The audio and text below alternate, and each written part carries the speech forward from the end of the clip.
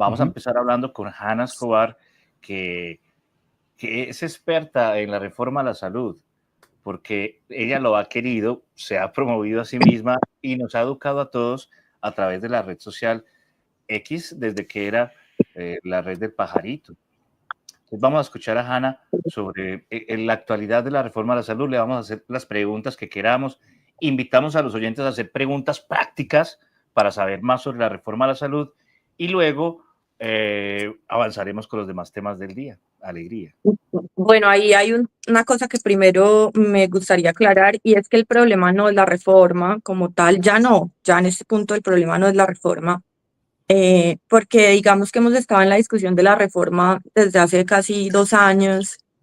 El gobierno trató de imponer una falsa narrativa en la que decía que algunos nos oponíamos a reformar el sistema de salud porque nos pagaban las EPS y no sé qué otros cuentos. Hasta donde yo sé, nadie que yo conozco del sector salud, expertos en el tema de la salud, se oponen a reformar el sistema de salud. De hecho, consideramos y siempre hemos considerado que se debe hacer algún tipo de cambios y transformaciones, y se han ido haciendo en el tiempo. Lo que no compartimos es la forma que está implementando, o la visión que está implementando este gobierno de los cambios que se requieren. No es que ninguno de nosotros digamos que no se requieren cambios, el sistema requiere algunos cambios. En efecto, podemos mejorar cosas como la atención en regiones, cambiar esa parte del modelo, estructurarla a las necesidades de las regiones, pero eso no implica que al cambiar esa parte tengamos que deteriorar lo que ya funciona, que es básicamente lo que plantea el gobierno. O sea, es un cambio que va a ser transversal a todos, y otra vez cometeríamos el mismo error. No puede ser un cambio transversal a todos porque Colombia es un país de territorios y por ende son necesidades distintas, o se requieren formas distintas de abordar ese problema público. Y lo otro es que el problema, como les decía, no es como tal la reforma, sino que ya llevamos 2 años de una serie de intervenciones administrativas sobre el sistema, la reforma por la puerta de atrás, como algunos les decimos, que ya nos lo habían advertido, ya lo teníamos en el radar. ¿Y qué está pasando? Entonces me causa mucha curiosidad cuando dicen, o gracia incluso, cuando dicen que a mí me pagan las EPS, porque en este momento las EPS esta semana intervinieron otra. Las EPS la mayoría de EPS están intervenidas, no para liquidar, porque ellos dicen como en otros gobiernos se habían intervenido, sí, para liquidar las que no funcionaban, las que estaban haciendo las cosas mal. Se intervenían, se liquidaban y esas poblaciones pasaban a las que sí funcionaban. En este caso, el gobierno tomó una decisión que es intervenir para administrar. ¿Qué quiere decir eso? Que la EPS queda a cargo absoluto del gobierno, su junta directiva, su presidencia, su representación legal, todas las decisiones administrativas de dinero, de recursos, de atención de la población, de contratación de redes, quedan ahora en cabeza del gobierno. Y al tener esas intervenciones, en la actualidad, a hoy, el 56% de colombianos están a cargo del gobierno. Es decir, la salud del 56% de colombianos están a cargo del gobierno. Eso es una mayoría, pues si es el 100% de la población y el 56%, el responsable único, es el gobierno, quiere decir que el gobierno ahora tiene en su poder la toma de decisiones en salud de la mayoría de colombianos, y son como 29 millones de colombianos los que ahora el gobierno es responsable. Y abro diciendo esto porque resulta que el número de quejas, y el mismo superintendente que ahora salió, que decidió no aceptar el cargo en el FOMAC ni el Instituto Nacional de Salud, que lo sacaron cuando él denuncia en fiscalía unos malos manejos de las EPS intervenidas por el gobierno, y en esa denuncia pone que esas EPS están direccionando pagos a paraísos fiscales a través de una EPS no intervenida, supuestamente. Curioso es que esa EPS no intervenía, supuestamente desde ahí había un sujeto afín al gobierno, cercano a Roy Barreras, que direccionaba los pagos y decía a los interventores de esas EPS intervenidas a quién pagarle. Y esos a los que les pagaban desviaban los recursos. Es Urano. Y esos interventores desviaban los recursos, pues pagaban a esas IPS que desviaban los recursos a paraísos fiscales. Todo esto es orquestado desde el gobierno. Y oh sorpresa, la EPS que intervienen es en la EPS donde se había infiltrado ese señor Urán trabajando, que la usaba como base de operaciones, y el gobierno le interviene. Entonces, a ver, pensemos un poquito mal porque piensa mal y acertarás. Claro, qué felicidad intervenir la EPS donde yo ya tenía toda la operación montada desde mi gobierno, porque ahora todo ese escándalo me dio la excusa perfecta para intervenirla y ahora pues yo ya tenía la operación montada desde ahí, subrepticiamente. Ahora la puedo hacer más tranqui porque ya es mía, ya está a mi cargo. Ya no tengo que tener un asesor que es cercano al gobierno escondiéndose en los intrincados asuntos corporativos del EPS haciendo las cosas a las espaldas. No, ya lo puedo hacer desde ahí yo porque ya es mía, ya está a mi cargo. Y fíjense que el mismo superintendente en una entrevista que dio ahora que salió del cargo explicó que sí, que es verdad, que ninguno de nosotros estaba mintiendo, que las quejas y tutelas aumentaron este año de 200.000 quejas y tutelas que habían en salud a 2 millones de quejas y tutelas en las EPS intervenidas.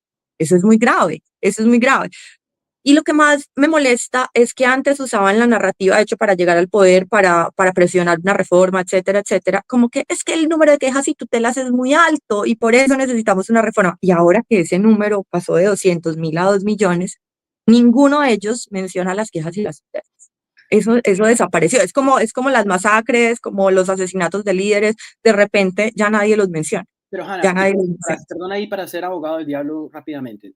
Lo que ellos, el gobierno lo que diría entonces es, bueno, precisamente hay que acabar totalmente el sistema que existe, imponer o armar el sistema que nosotros estamos proponiendo y ahí entonces se va a acabar cualquier tipo de reclamo y cualquier tipo de tutela. Todo va a Y ser yo, sí, paraíso y arcoíris. sí, de acuerdo, pero fíjense que es algo que yo vengo diciendo hace casi 2 años y eso es biopoder y eso es necropolítica.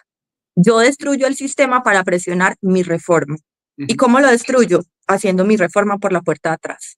El sistema no funciona porque el 56% de colombianos, y empeoró, ahora está a cargo del gobierno. Entonces, el gobierno que destruyó el sistema le dice al gobierno que hay que Además arreglar. con corrupción palmaria y evidente, ¿no? Como este señor Urán.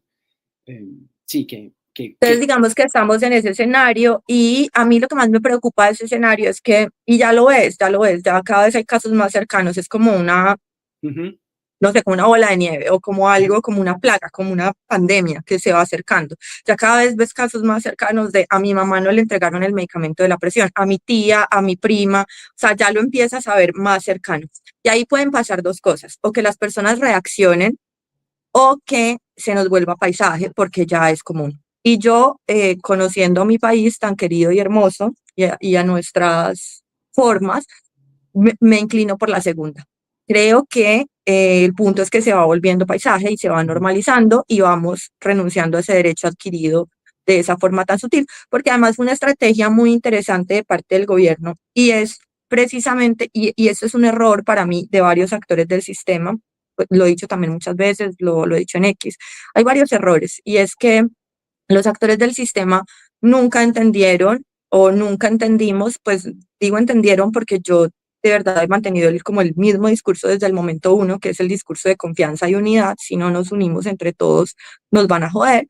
Pero la mayoría de actores del sistema, que son empresarios también, esa es toda la verdad, pensaban, no sé por qué, supongo que así lo habían solucionado en otros gobiernos, también tienen un carácter político y unas formas políticas, pensaban que ellos eran el único que se iba a salvar, entonces buscaban acercamientos con el gobierno individuales. Entonces iban con una estrategia que era ir en colectivo y al mismo tiempo iban con una estrategia individual y no se daban cuenta de que el gobierno usaba esto para dividirlos. Y divididos, pues obviamente eran más fáciles de destruir. Y así han ido cayendo uno a uno. Lo que Y le pasó a como, Sura es distinto. ¿cómo? Lo que hicieron en Sura es diferente, ¿no? Sí, Sura y Compensar dijeron de una como, no, entonces yo me salgo, déjeme liquidar, yo me salgo, yo así no voy a operar porque yo no puedo garantizarle a mis afiliados las mismas condiciones en estas circunstancias. Entonces déjeme salirme. Y el gobierno no los ha dejado salirse, ahí los tiene, no acelera el proceso de liquidación, los tiene ahí como asfixiándolos, ahogándolos, etcétera. Pero el punto es que esa división inicial y el mensaje que mandaron ellos inicialmente que fue, se avecina una crisis, el gran apagón de la salud. No, eso es incorrecto, porque la crisis en la salud no se da de una, la crisis en la salud se va dando localizada. Y como se da localizada, vos te demorás tiempo en darte cuenta de que es un escenario que se va agrandando. ¿Cierto? O sea, como que si hubiera sido de una de verdad, y entonces el gobierno les dice, alarmistas, vendedores de pánico, sí, marica, sí. Pues ustedes tuvieron que haber explicado que esto iba a ser progresivo. Y a medida que una cosa es progresiva, es más difícil detectarla.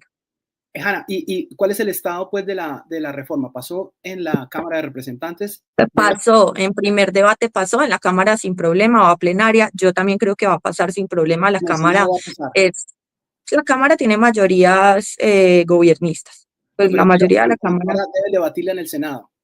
Sí, que ahí es donde yo digo que de pronto no pasa tan fácil, que ya pasó en el debate anterior. El Senado pues tiene más claro y son políticos más experimentados. En la Cámara no son tan experimentados, muchos son nuevos, para muchos es como su primera vez en Cámara. Entonces no son tan experimentados con las jugadas políticas y son mucho más susceptibles a la mermelada. Y la razón es la siguiente: los senadores no dependen de una región, los senadores se vota el país, pero los representantes a la Cámara vienen por las regiones. Entonces, si yo hago transacciones regionales con ellos, como, no sé, voy a invertirle al hospital de tu región, pero me das tu voto. Entonces el Senado, el congresista, el representante de la Cámara, pues va y muestra que él fue el que gestionó ese hospital y consigue votos de la comunidad, que son finalmente los que necesita para su siguiente periodo. Creo que uno de los problemas que tenemos en Colombia, y no solo con la salud, es que tenemos una cantidad de políticos que no están pensando en el país, sino que están pensando en cómo En su mantener próxima su vida elección. política. Por supuesto, Hanna. Entro para leer los mensajes de los oyentes. Dice Lumen, respondiéndole al mejor, como este decía, viva, el otro dice muera. Las barras en el teatro funcionan de esta manera. Y Dr. Jekyll atiza con este comentario: el gobierno prefiere gobernar sobre las cenizas de todo. Estamos hoy incendiarios, ¿no? Porque es Vamos que a al decir, gobierno solo le interesa el poder, vamos a no hacer le interesa nada más. luego, Hanna, hacemos un rico sancocho para el almuerzo. Hablando de sancocho, ¿recuerdan ustedes cuando decían que este gobierno nos iba a poner a vivir sabroso? Yo siempre pensé, cuando decían vivir sabroso, ¿qué es vivir sabroso? Comer todos los días sancocho, ¿no? O sea, un sancocho de río. Pero parece que en Colombia no nos está dando para vivir tan sabroso, ni siquiera a los propios petristas, que fíjese que estas son cosas que a todos nos incumben, aunque estemos adoctrinados: la salud y la educación. Y tanto ante la reforma a la salud como que vimos esta semana su despiporre, también lo vimos en la parte de la educación con el despiporre del ICETEX. Y yo, que estudié fuera del país con una beca que me gané y con el esfuerzo de mis padres, me da mucho dolor ver la situación de estos muchachos diciendo que no les llega la plática de la beca, del El crédito. crédito. Del crédito, me da mucho dolor.